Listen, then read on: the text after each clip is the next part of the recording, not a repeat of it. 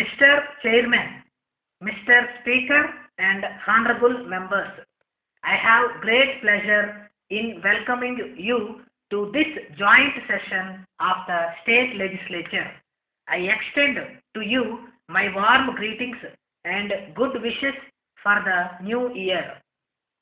After 4 years of poor monsoon and conditions of drought in large parts of the state, the year which has just gone by saw generally favorable seasonal conditions, though some anxiety was caused by prolonged dry spells. The major part of the state received the rainfall almost above average. The rainfall distribution was not, however, uniform. In several districts, the rainfall was very poor. In spite of poor rainfall, the crop production in the state promises to be by and large satisfactory. Thanks to good late rains, the prospects are bright. My government has taken prompt action to provide assistance in the areas affected by inadequate rains. In the paddy growing areas, many kits have been distributed free to the small and marginal farmers. In the dry areas, the tempo of employment generation programs is being maintained and arrangements have been made for drinking water. Karnataka has always been known for peace and communal harmony, but this reputation got tarnished during the year following the unfortunate publication of a story in a newspaper which upset the feelings of a section of the community. As a result, some parts of the state witnessed violent incidents involving damage to public and private property. The police had to open fire resulting in loss of human lives. These unfortunate events clearly bring out that even after nearly 4 decades of independence, enmity among the different sections of the community cannot be taken for granted. This casts a big responsibility on the leaders of all communities and also on the political parties. I am sure that the people of the state will display maturity and tolerance in their behavior and ensure that the human and material resources of the state are channelized towards growth and development.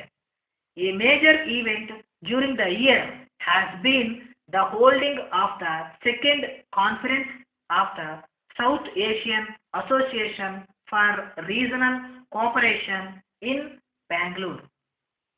Seven heads of states and government and a sizable proportion of the global populations assembled here to discuss regional issues. The state is proud to have played host to this major international conference.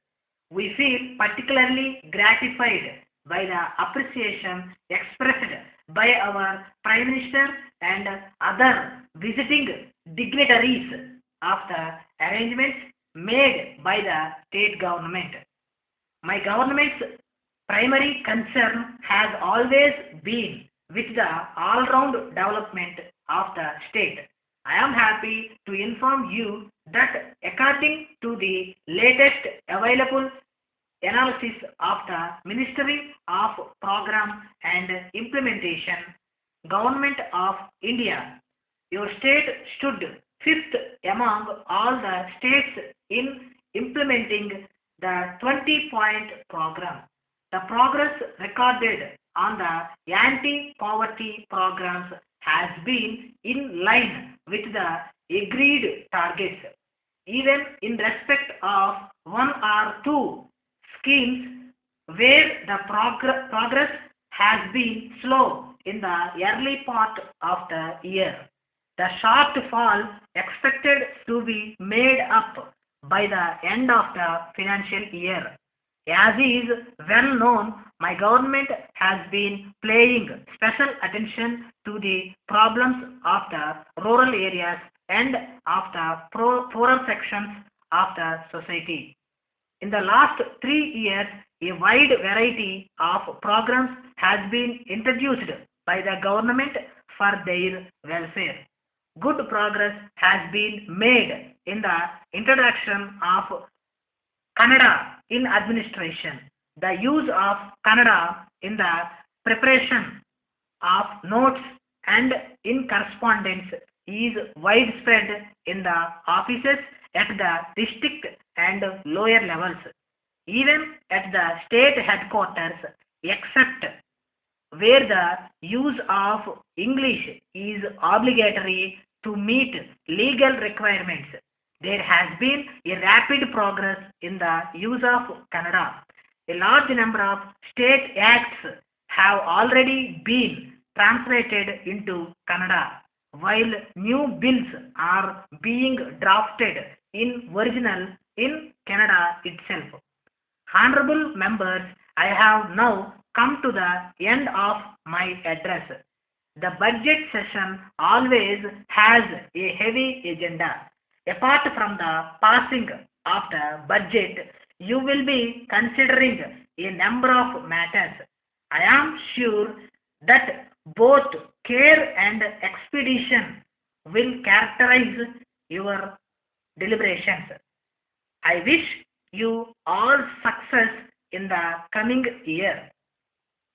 Dear sir, I have your letter dated 10th July complaining about the small charge made to your account for the half year ended 30th June. You have stated that the bank makes profit from utilizing balances on current account on which it pays no interest.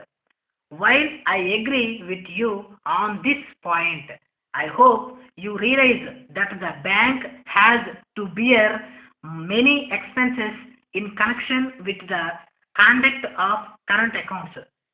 As far as your current account with us is concerned, I may point out that in recent years it has not been properly maintained by you. During the half year ended 30th June, the balance of your account fluctuated from a credit of rupees 500 to a debit of rupees 40. The maximum interest obtained by the bank could not under any circumstances exceed rupees 6.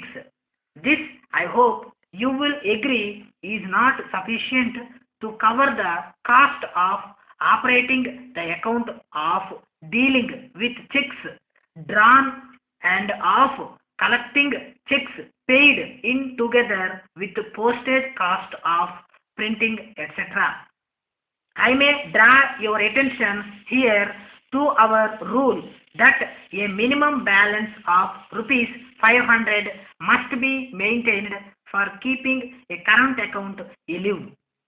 Your account has therefore been maintained unsatisfactorily of late, and our tolerance was only the outcome of our regard for an old customer with a long-standing account of 20 years. I will be sorry to lose a valued customer like you. If you close your account with us as a special case, I shall be prepared to remit the charge made to your account for the past half year. I am afraid that I would not be allowed such indulgence in future under our rules unless you operate your account properly and maintain continuously a larger balance. Yours.